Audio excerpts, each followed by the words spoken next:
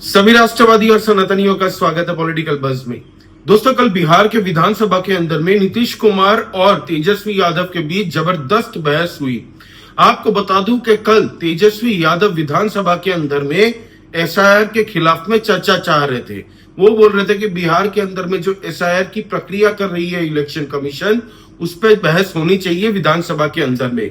फिर तेजस्वी यादव ने कहा कि 2003 के बाद में कोई भी वोटर रोल रिवीजन हुआ नहीं है। इसका मतलब क्या यह है कि नीतीश कुमार भी फर्जी तरीके से चीफ मिनिस्टर बने हैं?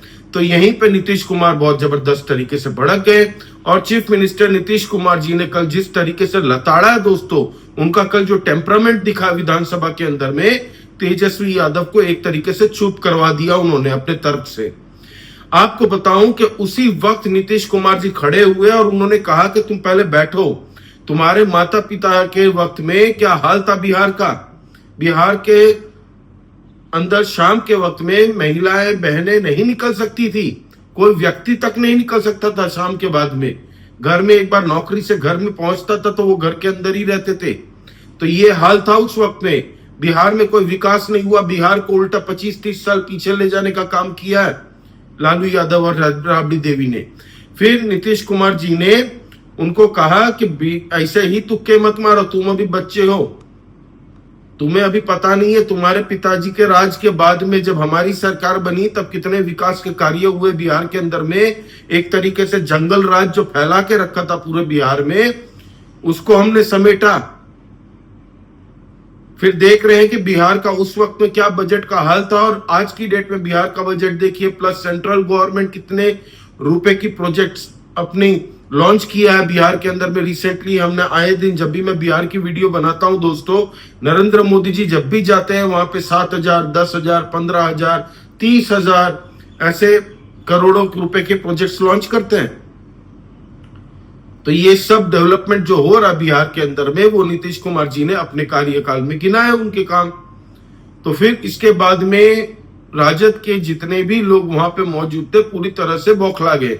तो विधानसभा के बाहर में इन लोगों ने आज भी विधानसभा के बाहर में ये लोग डेरा डाले बैठे हैं, प्लाकार्ड लेके विरोध प्रदर्शन कर रहे हैं इलेक्शन कमीशन के खिलाफ। तेजस्वी यादव ने यहां तक कह दिया कि हम मतलब इस बिहार में जो आने वाले 4 महीने के बाद में इलेक्शन है, ऑपोजिशन पार्टी इसका बॉयकॉट कर देगी, चुनाव नहीं लड़ेगी। तो मत लड़ो भाई, देश भर का भला हो जाएगा, देश के लोग बच जाएंगे। कहीं अगर तुम्हारी गलती से कहीं भी किसी भी राज्य में अगर ऑपोजिशन की सरकार बनती है तो वहां के लोग बच जाएंगे। एक तरीके से देखे तो ये धमकी देने का दोस्तों ये सब पॉलिटिकल गिमिक है। चुनाव ये लड़ेगा क्योंकि लालू भाई के उम्र हो चुका है अभी, लालू यादव का, ठीक है। तो वो चाहता है कि हमारा बिटवा चीफ मिनिस्टर बन जाए बिहार का, लेकिन वो होने वाला है नहीं। बिहार के अंदर में इस बार सुपड़ा साफ हो जाएगा क्योंकि एक और पॉलिटिकल पार्टी खड़ी हो गई है प्रशांत किशोर की, जो कि सबसे ज्यादा अगर वोट किसी पार्टी के खींचेगा तो इन्हीं के खींचेगा। एनीवे, तो एसआईआर के खिलाफ में जबरदस्त तरीके से बवाल काट रहे हैं दोस्तों बिहार के अंदर, बिहार के विधानसभा के बाहर में और हमारे देश की पार्लियामेंट के अंदर भी इसको लेके ऑपोजिशन होई हल्ला मचा रही। और आज तो सोनिया गांधी जी वहां पे खड़ी होकर विरोध प्रदर्शन कर रही थी अपने लोगों के साथ में। आप देखिए ये सोनिया गांधी की पिक्चर। फिर मैं बिहार पे आता हूं दोस्तों, लोकतंत्र लिखा है, ये पक्का सोनिया गांधी जी से ही लिखवाया होगा शायद। लोकतंत्र लिखा है, लोकतंत्र भी नहीं बोलना आता इन लोगों को। और देखिए ये सब चुने हुए लोग हैं जो पार्लियामेंट में बैठते हैं। फिर दोस्तों बिहार की अगर बात कर ले तो बिहार में तेजस्वी यादव की ये जो धमकी दी गई है ये एक स्टंट है, चुनाव लड़ेंगे। ये सब ड्रामा बहुत देखा है दोस्तों, हर पॉलिटिकल पार्टी ने यही ड्रामा किया। कांग्रेस ने भी यही कह दिया कि हम चुनाव का बहिष्कार कर देंगे। कर दो भाई, बढ़िया, तुम्हारे भी पैसे बच जाएंगे और लोगों को कोई डिफिकल्टी होगी नहीं। लेकिन ये कोई बॉयकॉट नहीं करने वाले, ये लोग चुनाव लड़ेंगे। इलेक्शन कमीशन ने न्यूज 18 को एक दोस्तों बाइट देते हुए ये कहा कि कोई अगर बिहार के अंदर में मर जाता है डिजीज्ड, तो क्या उनके नाम वोटर लिस्ट से कटने नहीं चाहिए? सीधा सवाल पूछा उन्होंने कहा है कि जो फर्जी तरीके से वोटर कार्ड बनाए हैं, जिनके पास एक से अधिक वोटर कार्ड है, क्या उनके नाम नहीं कटने चाहिए? या जो लोग वहां से परमानेंटली पलायन होकर दूसरे राज्य के सिटीजन बन चुके हैं, उनका वोटर लिस्ट से नाम नहीं कटना चाहिए? कि पुरानी वोटर लिस्ट से ही चलता रहेगा सब काम धाम? तो बहुत ही प्रैक्टिकल सवाल पूछे हैं दोस्तों, इसका जवाब नहीं देगी राजद।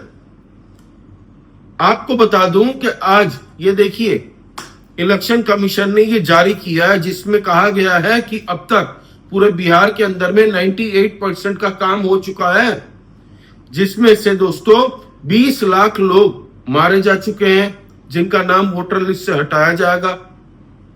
28 लाख लोग पलायन करके दूसरे राज्य के सिटीजन बन चुके हैं। तो 48 लाख का आंकड़ा तो ये दो ही फिगर में बैठता है। फिर 7 लाख लोग जो है उनके पास में एक से अधिक वोटर कार्ड पाए गए हैं, 2-2, 3-3 वोटर कार्ड बना के रखे हैं भाई। सोचिए ये हाल है, तो उनके भी कटेंगे। फिर 1 लाख लोग तो दिखाई नहीं दे रहे, पता ही नहीं है कहां है। 1 लाख लोग ऐसे मिले हैं जिनका कोई अता पता ही नहीं है। वोटर जब गए वहां पे BLO BLA, तो जाके देखते भाई इस नाम का व्यक्ति है ही नहीं, यहाँ पे कोई रहता ही नहीं है, फिर भी वोटर कार्ड है। फिर 15 लाख वोटर्स के फॉर्म अभी तक आए नहीं है। जो फॉर्म भरवा के उसके साथ डॉक्यूमेंट्स जमा करते हैं ना, 15 लाख लोगों के अभी बाकी है।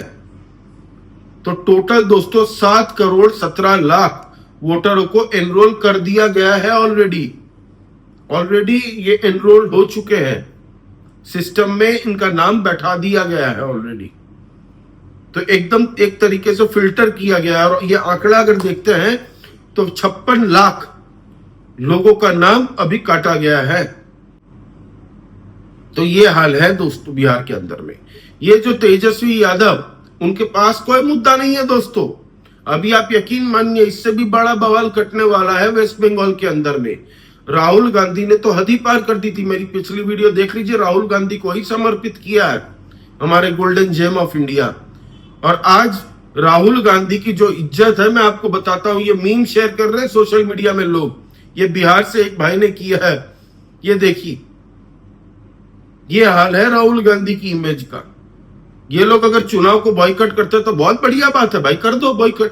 नहीं करेंगे, क्योंकि लालू यादव को कैसे भी करके अपने बेटे को चीफ मिनिस्टर बनाना है।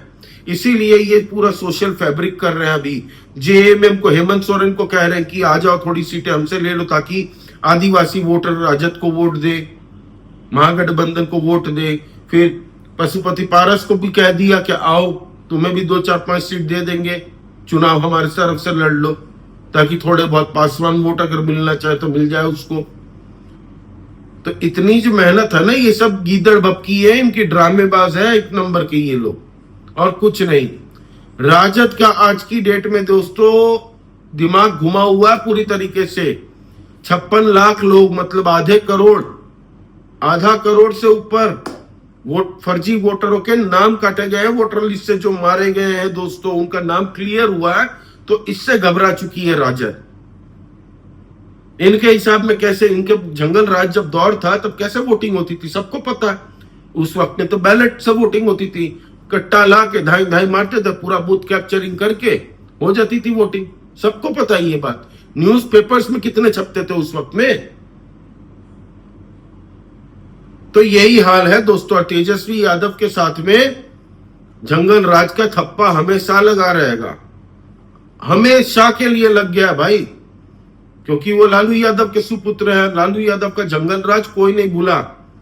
इस पे तो डॉक्यूमेंट्री भी बनी हुई है भाई। तो ये हाल है, ये सब गीदड़ भपकी है इन लोगों की, और कुछ नहीं है। 56 लाख वोटर्स, मतलब सोचिए दोस्तों, टोटल कहा जा रहा है कि 7 करोड़ 17 लाख वोटरों को एनरोल कर दिया गया, जिसमें 98% कवर हो चुके हैं अब तक। 56 लाख छोटी संख्या नहीं है दोस्तों। दूसरे कंट्री में जाएंगे तो वहां के जो स्टेट्स होते हैं दोस्तों, वहां की जनसंख्या इतनी नहीं होती है भाई। तो ये हाल है दोस्तों। ये थी अपडेट। आपका इस बारे में क्या कहना है प्लीज कमेंट करके बताइए दोस्तों। लाइक कीजिए इस वीडियो को और प्लीज सब्सक्राइब करिए। जय श्री राम। सभी सनातनी और राष्ट्रवादी भाइयों को जय हिंद, वंदे मातरम।